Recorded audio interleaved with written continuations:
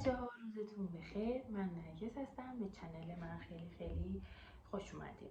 امروز اومدم درباره این که چرا من 5 صبح بیدار میشم، چی شد که این تصمیم رو گرفتم و اصلا چرا این به ذهنم رسید و چطوری شد. کلا داستان از اونجایی شروع شد که من شهریور ماه از رشته معماری فارغ التحصیل شدم و زندگیم کلا بی هدف شد. نمیدونستم باید با زندگیم چی کار کنم. تصمیم گرفتم که برای ارشد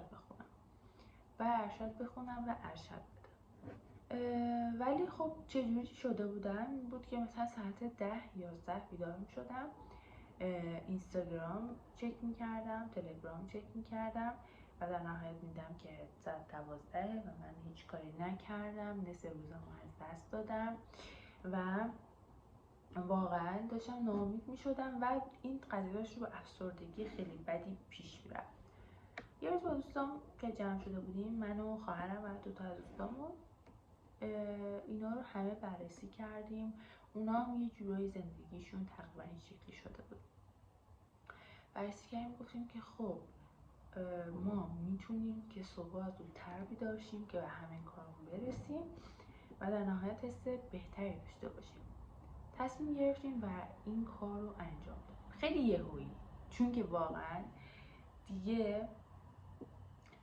دیگه داستان داشت به جاهای بدی کشیده میشد. افسردگیه، به ناراحتیه، واقعا خیلی داشت به جاهای بدی کشیده میشد و ما تصمیم گرفتیم خب این کار رو انجام بدیم.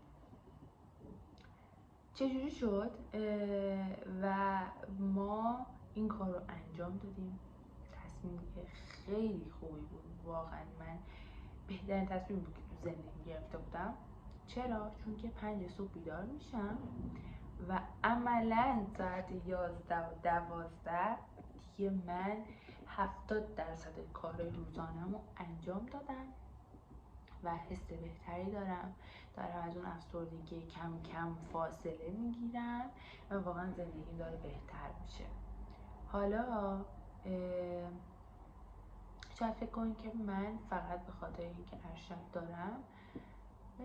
دارم 5 صبح میشم به خاطر اینکه درس بخونم. نه، واقعا دارم تبدیلش میکنم به یه سبک زندگی که حتی اگرم این هدف ارشد تیک خورد، من واقعا سبک زندگی اینجوری باشه برای موفقیت‌های بعدی، برای زندگی سالم، زندگی بهتر، روح بهتر، روحیه بهتر، نه روح بهتر، روحیه بهتر و خیلی چیزای دیگه. من صبح پا میشم، واقعا هم کتاب میخونم، یعنی حداقل روزی 10 صفحه 15 صفحه رو میخونم، هم مدیتیشن انجام میدم، هم شکرگزاری انجام میدم، هم یه صبحانه با ارزش غذایی بالا میخورم. اینکه فقط بخوام یه چیزی بخورم که سیر شم، چون وقت کافی برای آماده کردن صبحانه دارم. و اینکه درس میخونم، یه کوچولو شاید بعضی وقتا ورزش کنم، چون من ورزش یعنی باشگاه رفتن تو برنامه زندگیم هست و من بعد از ظهرها باشگاه میرم. ولی روزایی که باشگاه نمیرم، صبحش وقت دارم که یک ورزش کوچیک انجام بدم و این شد که واقعا زندگی من داره از این رو به اون رو میشه. حالا خیلی زوده که بخوام بگم شده، چون که من تقریبا 20 روزی هست که اینو شروع کردم، ولی داره میشه. خواستم از تجربه خودم تو این 20 روز به شما بگم واقعا خیلی خوبه، حس بهتری به زندگی پیدا میکنی. آره خیلی سخته، من نمیگم راحته، صبح پاشی و اینا، نه. روزهای اول یه جورایی حس میکنی کلا تو این دنیا نیستی، اصلا نمیدونی. خب الان چون که سردرد میگیری، عادت نداری به صبح زود پا شدن، یه حال بدی داری و اون روزهای اول روزت کاملا مفید نیست. طول میکشه تا آداپته بشی با این جریان و وقتی که عادت بکنی واقعا میتونی ازش به بهترین شکل استفاده بکنی. یعنی شما فکر بکنید که یه تایم خیلی اضافه و خوب دارین. مثلا به جای اینکه اگر شما 8 صبح باید مدرسه باشین، دانشگاه باشین، سر کار باشین، یا پاشین برای کنکور یا هر چیز دیگه تلاش بکنین و درس بخونین یا برین سر کار، برین مدرسه، فکر کنین مثلا 7 پا میشین و بدو لباساتون رو میپوشین، یه صبحونه خیلی مختصر و مثلا ممکنه یه کیک، شیر کاکائو یا چیزای خیلی ناسالمی بخورین و سریع با یه حالت بدی برین مدرسه یا دانشگاه یا سر کار یا درس رو شروع بکنین.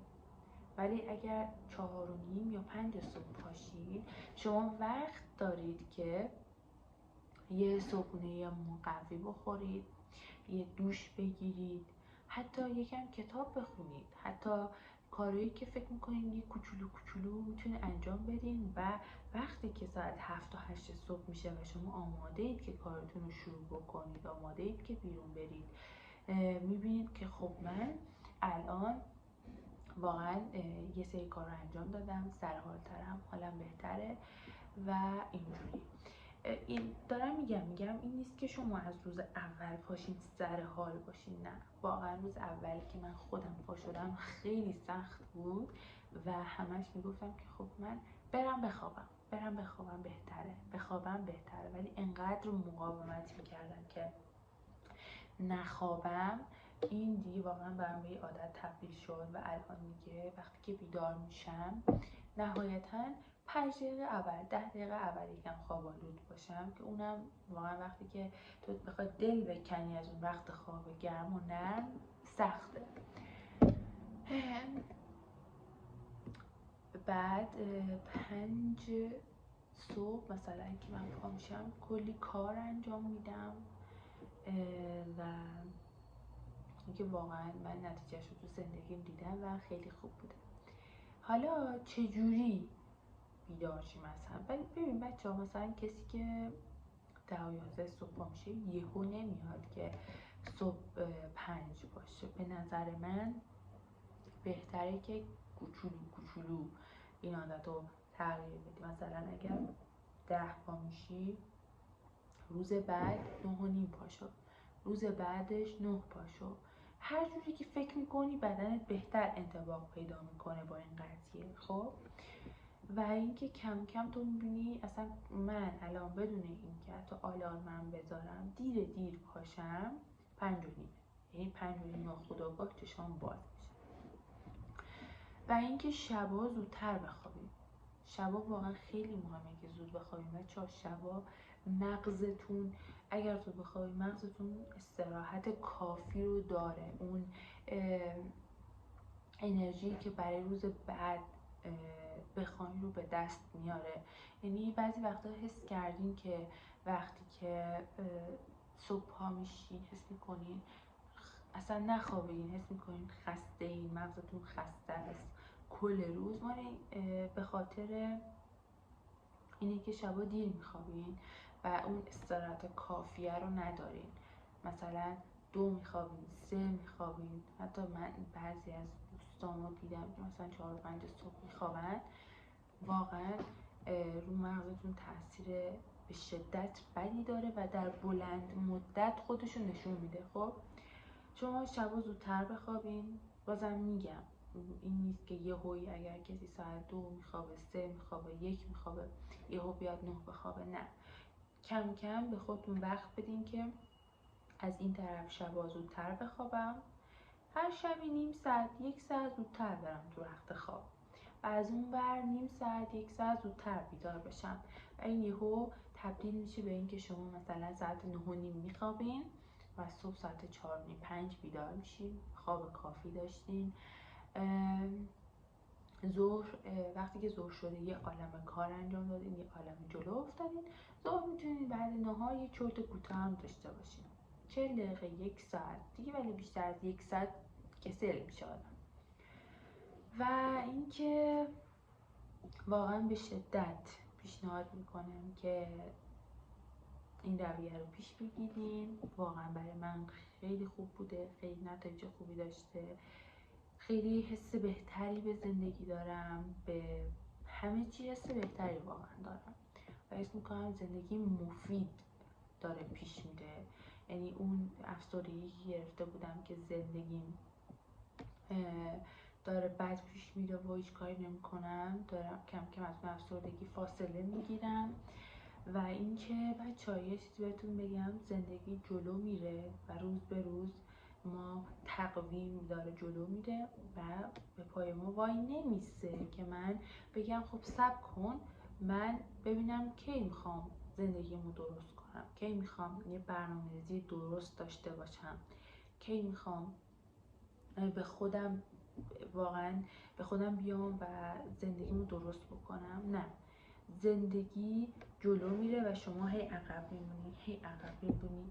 این عقب موندنه باعث میشه که شما احساس ناکافی بودن داشته باشی، اعتماد به نفست پایین بیاد، فکر کنی اصلا زندگی مفیدی نداری. پس من سبک زندگیمو اینجوری تغییر دادم و نتایج خوبی ازش گرفتم و الان اومدم برای شما میگم که یعنی تجربه‌مو با شما به اشتراک میذارم. امیدوارم که برای شما خوب باشه و دوست دارم که همه همسن و سالام، همه دوستام، همه بچه هایی که همسن منن، حتی کوچکتر و حتی بزرگتر، چون هیچ وقت برای شروع کردن دیر نیست. امیدوارم که دوست دارم که همه واقعا خوب جلو برن، پیشرفت بکنن و اینکه زندگی خیلی خیلی خوبی رو برای خودشون بسازن. مرسی که به حرفام گوش دادین. تو ولاگای بعدی هم بازم در موردش صحبت میکنم. خدافظ.